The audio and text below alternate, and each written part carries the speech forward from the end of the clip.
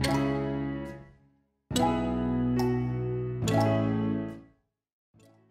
suis le pasteur Mathieu Blairy et j'ai à cœur de vous partager dans vos défis de prière, de vous partager un moment particulier, un texte particulier qui se trouve dans l'évangile de Luc au chapitre 11, verset 9. On le trouve aussi ailleurs dans l'évangile de Matthieu, ce texte-là, Matthieu 7, 7. Ça dit ceci: « Demandez et l'on vous donnera.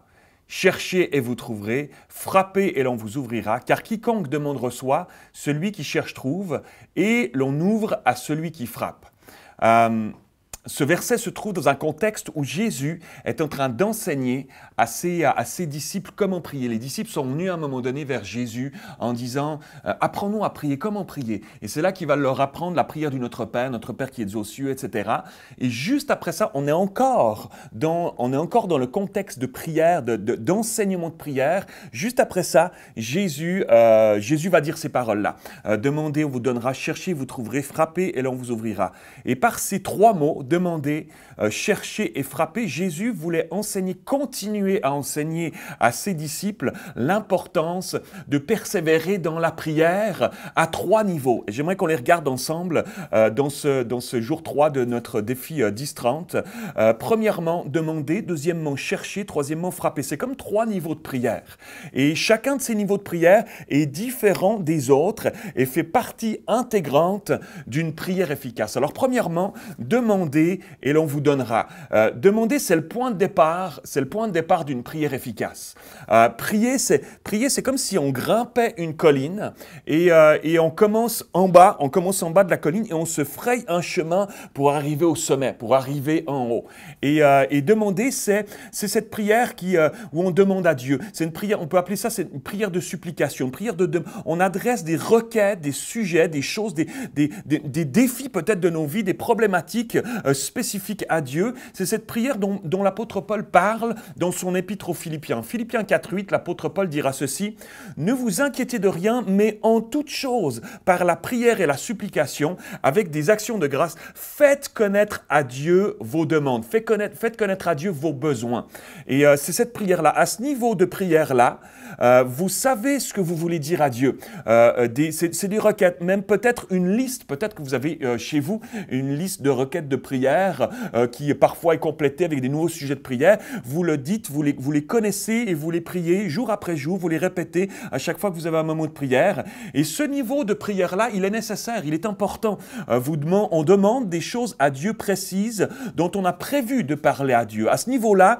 ce niveau de prière-là, il est basé sur l'intellect. On sait ce qu'on va dire, on a prévu de le dire. On demande quelque chose à Dieu qui est dans notre tête, dans notre cœur. Pas besoin que Dieu illumine notre esprit à ce sujet. On sait que c'est juste, on sait que c'est nécessaire de prier pour cette situation et on demande à Dieu de nous exaucer. On s'attend à Dieu pour un exaucement de prière. Alors au niveau demandé, à ce niveau de prière-là, la plupart du temps, c'est l'homme qui parle à Dieu. C'est un monologue, c'est l'homme qui parle à Dieu, on demande des choses. Et ce niveau-là est important, mais il ne faut pas s'arrêter là. Ce n'est pas à ce niveau-là qu'il faut s'arrêter. Beaucoup trop de chrétiens, malheureusement, prennent un temps de prière, de communion avec Dieu. Alors, on dit à Dieu, ce matin, Seigneur, je vais prendre 10 minutes, je vais prendre 15 minutes, je vais prendre 30 minutes, je vais prier. Et on se met à prier, on se met à élever des requêtes de prière à Dieu, des sujets, encore d'autres sujets, et c'est important, mais souvent, lorsqu'on a épuisé nos sujets de prière, lorsqu'on a fini notre liste de prières, on regarde notre montre, on dit « Amen ».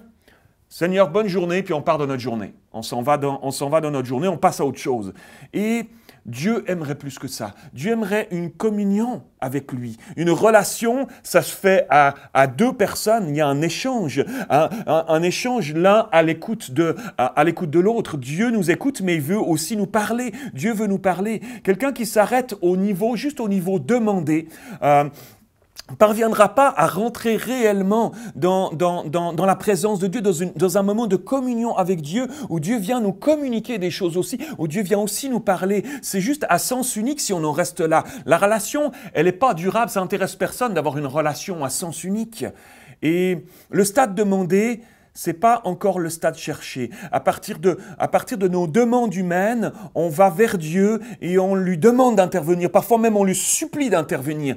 Et Dieu a promis de réaliser nos demandes et nous encourage à demander, mais ce niveau de prière est à sens unique. Alors, il y a un niveau de plus, il y a un niveau, et ce niveau d'après, on ne veut pas se contenter de s'arrêter à nos demandes de prière. Le niveau d'après, c'est le niveau chercher. Cherchez et vous trouverez. Et ça, c'est là que c'est là que la communion avec Dieu devient intéressante. C'est là que cette relation devient véritablement intéressante. Et ça, c'est l'idée de développer un état d'esprit, comme le psalmiste dira dans le psaume 42, verset 1, il dira ceci, comme une biche soupire après les courants d'eau, ainsi mon âme soupire après toi, ô Dieu. Mon âme a soif de Dieu, mon âme a soif du Dieu vivant.